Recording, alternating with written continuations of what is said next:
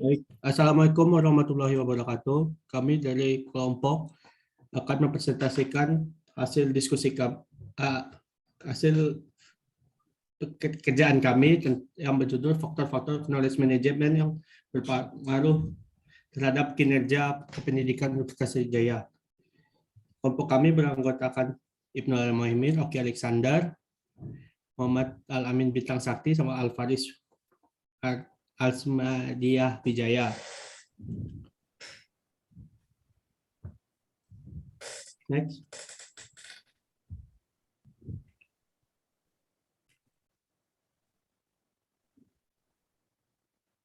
Yang pertama ada latar belakang. Dunia bisnis modern saat ini telah memasuki era yang disebut post-industrial age atau information age. Informasi menjadi sebuah kata kunci penting di era ini. Kumpulan informasi yang tersintematisasi dengan baik kemudian akan membentuk sebuah pengetahuan dengan pengetahuan dan kemampuan untuk menciptakan pengetahuan baru. Perusahaan dapat menggunakan, memanipulasi, dan mentransformasi sumber daya lain. Organisasi harus menyadari pentingnya mengelola dan memanfaatkan sebaik-baiknya pengetahuan dari individu-individu yang ada dalam organisasi tersebut.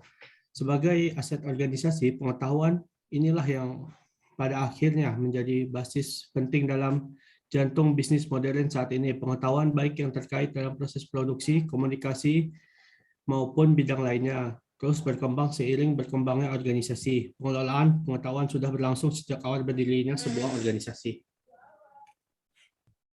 Baiklah, seringkali organisasi dihadapkan pada tantangan bagaimana membuat pengetahuan yang dimiliki oleh masing-masing anggota organisasi ini mampu teroptimalkan, berkembang dan tersebar dengan baik ke seluruh lapisan organisasi menurut kapasitas, tugas, dan fungsinya masing-masing. Sejarah membuktikan bahwa perusahaan-perusahaan yang maju dan dapat bertahan dengan baik dari zaman ke zaman adalah perusahaan yang memiliki kemampuan untuk mengelola pengetahuan yang dimilikinya dengan baik. Hal ini dikarenakan pengetahuan merupakan sumber daya utama dan memiliki peran penting untuk pencapaian keunggulan kompetitif berkelanjutan.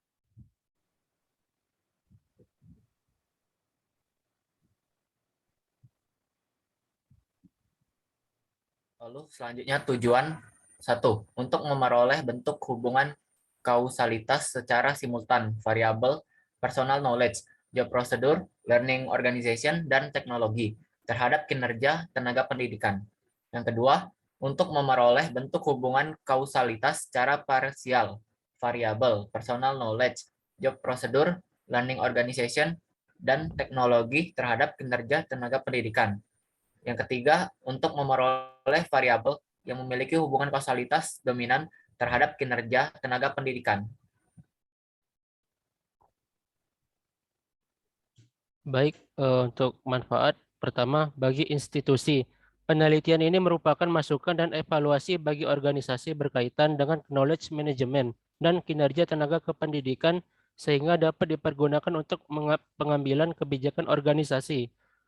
Yang kedua, bagi tenaga kependidikan, penelitian ini merupakan masukan dan bahan evaluasi bagi pegawai berkaitan dengan knowledge management dan kinerja sehingga dapat lebih bermanfaat dalam implementasi tugas sehari-hari. Terakhir, bagi peneliti, penelitian ini dapat memperjelas dan memperdalam konsep-konsep serta pola hubungan antara knowledge management dan kinerja pegawai sehingga peneliti akan lebih memahami keterkaitan antara teori dan praktek.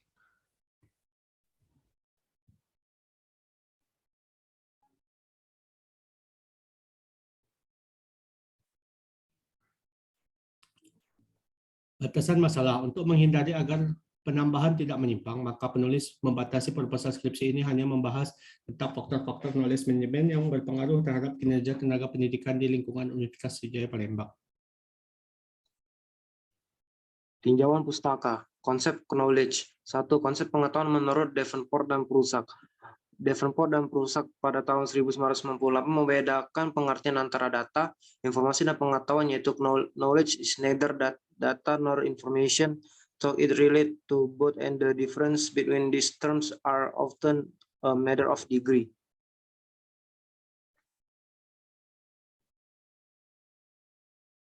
Yang kedua, konsep pengetahuan menurut Miller dan Morris. Pengetahuan berasal dari perspektif dalam pikiran dan tubuh individu. Sangat penting untuk konsep pengetahuan adalah mengetahui atau knowing dan learning menangkap aspek dinamis dari pengetahuan.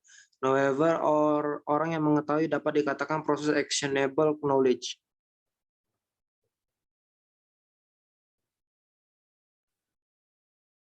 Baiklah, untuk konsep knowledge yang ketiga, yaitu konsep pengetahuan menurut Kroc, Ichio, dan Nonaka. Yang satu, pengetahuan merupakan justified true belief. Seorang individu membenarkan atau justifies kebenaran atas kepercayaannya berdasarkan observasinya mengenai dunia. Yang kedua, pengetahuan merupakan sesuatu yang eksplisit sekaligus terbatinkan atau tacit. Yang ketiga, penciptaan pengetahuan secara efektif bergantung pada konteks yang memungkinkan terjadinya penciptaan tersebut. Lalu yang keempat, penciptaan pengetahuan melibatkan 5 langkah utama yang meliputi 1. Berbagi pengetahuan terbatinkan, 2. Menciptakan konsep, yang ketiga membenarkan konsep, yang keempat membangun prototipe, dan yang kelima melakukan penyebaran pengetahuan di berbagai fungsi dan tingkat dalam organisasi. Baik, untuk jenis knowledge, pengetahuan terbagi menjadi 2 jenis, yaitu tacit knowledge dan explicit knowledge, yang dijabarkan sebagai berikut. Pertama, tacit knowledge menurut Nasseri pada tahun 1996, tacit knowledge ialah pengetahuan yang berada dalam pikiran manusia, yang bisa diserap oleh orang lain melalui kolaborasi dan sharing, seperti percakapan antar muka, percakapan antar telepon, training, email, dan lain-lain. Yang kedua, explicit knowledge. Explicit knowledge adalah pengetahuan yang terekspresikan dalam kata-kata, angka, bagan, atau dalam berbagai bentuk dokumentasi seperti prosedur operasi standar, paper, laporan penelitian, buku, artikel, manuskrip, paten, dan software, dan lain-lain. Dari Nasseri pada tahun 1996 dan Munir pada tahun 2008.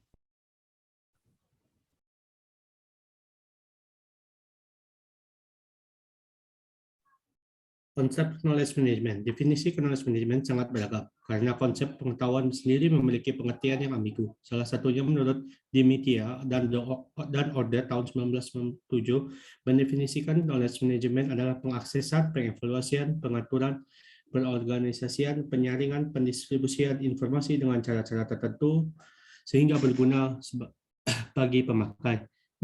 Menurut Scream tahun 2003 menyatakan bahwa meskipun knowledge management didefinisikan dan diterapkan dalam berbagai lapangan yang berbeda, namun secara umum dapat ditarik pengertian bahwa knowledge management menekankan bahwa adanya usaha yang serius meningkatkan sistem kognisi atau organisasi manusia, komputer, atau gabungan manusia dan sistem komputer. Tinjauan pustaka fungsi knowledge management. Fungsi knowledge management menurut Fra Paolo dan Toms pada tahun 2000. Fungsi aplikasi knowledge management dalam suatu organisasi ada 5, yaitu sebagai berikut. 1. Intermediation, yaitu peran perantara transfer pengetahuan antara penyedia dan pencari pengetahuan. Yang kedua, externalization, yaitu transfer pengetahuan dari pikiran pemiliknya ke tempat penyimpanan atau repositori eksternal dengan cara seefisien mungkin. Yang ketiga adalah internalization, adalah pengambilan atau extraction pengetahuan dari tempat penyimpanan eksternal dan menyaring pengetahuan tersebut untuk disediakan bagi pencarian relevan. Yang keempat ada cognition, adalah fungsi suatu sistem untuk membuat keputusan yang didasarkan atas ketersediaan pengetahuan. Dan yang terakhir adalah measurement, yaitu kegiatan knowledge management untuk mengukur, memetakan, dan mengkuantifikasi pengetahuan korporat dan kinerja dari solusi knowledge management.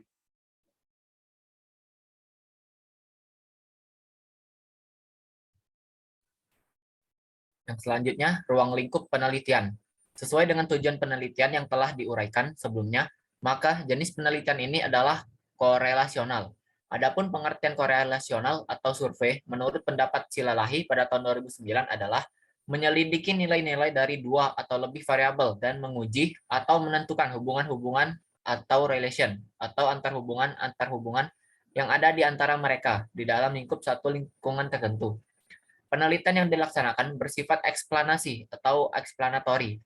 Menurut Sugiono pada tahun 2008, eksplanasi dimaksudkan bahwa penelitian ini merupakan tingkat penjelasan, yaitu bagaimana variabel-variabel yang diteliti menjelaskan objek yang diteliti melalui data yang terkumpul. Seluruh data yang diperoleh diproses dan diolah dengan suatu analisa kuantitatif. Sumber data. Dalam penelitian ini, penulis menggunakan dua sumber data, yaitu pertama, data primer, merupakan data yang diperoleh peneliti untuk tujuan khusus dalam menjawab masalah penelitian menurut Malhotra tahun 2000. Pengumpulan data primer dalam penelitian ini dilakukan melalui penyebaran kuesioner yang telah disiapkan kepada seluruh responden. Untuk data tersebut dilakukan observasi terhadap pelaksanaan tugas pegawai serta diwawancarai langsung pada objek penelitian. Kedua, data sekunder adalah data yang dikumpulkan untuk tujuan tertentu selain dari masalah penelitian menurut Malhotra tahun 2000. Data sekunder berupa data kepegawaian Universitas Sriwijaya dan profil Universitas Sriwijaya.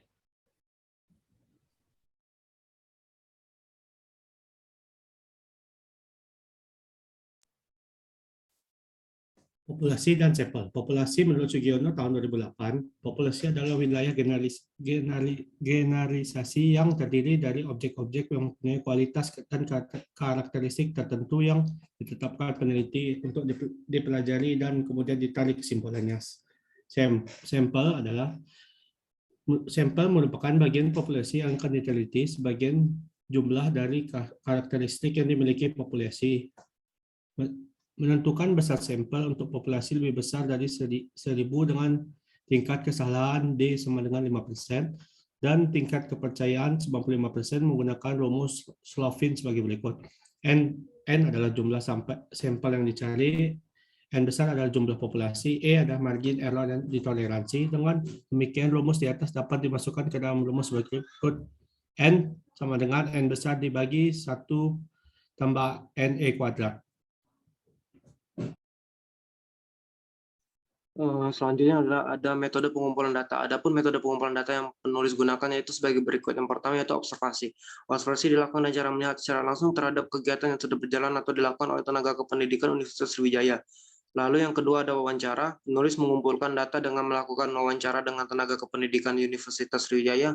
Dan yang terakhir adalah angket atau kuesioner. Kuesioner adalah tingkat pengumpulan data yang dilakukan dengan cara memberi seperangkat pertanyaan tertulis kepada responden untuk dijawabnya.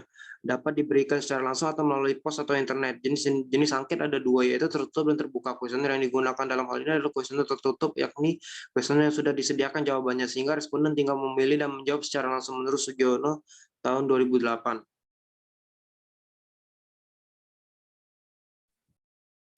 Waktu penelitian. Penelitian ini dilakukan dalam jangka waktu 6 bulan, yakni Mei 2022 sampai dengan Oktober 2022. Lalu tempat penelitian, tempat pelaksanaan penelitian adalah lingkungan Universitas Sriwijaya di Jalan Sriwijaya Negara, Bukit Besar, Kota Palembang, Provinsi Sumatera Selatan dengan kode pos 30139.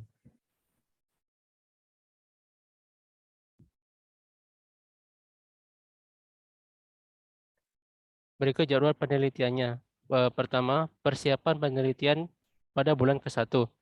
Kemudian untuk perencanaan dan penelitian itu pada bulan ke-1 sampai bulan ke-2. Ketiga, untuk pengumpulan data akan dilaksanakan pada bulan ke-2 dan ke-3. Lalu keempat, pengolahan data akan dilaksanakan pada bulan 3 sampai bulan ke-5. Yang terakhir yaitu penyusunan skripsi yang akan dilaksanakan pada bulan ke-5 dan bulan ke-6.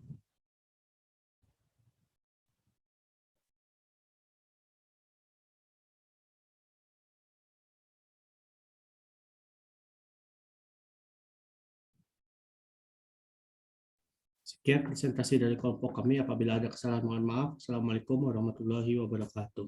Waalaikumsalam warahmatullahi wabarakatuh.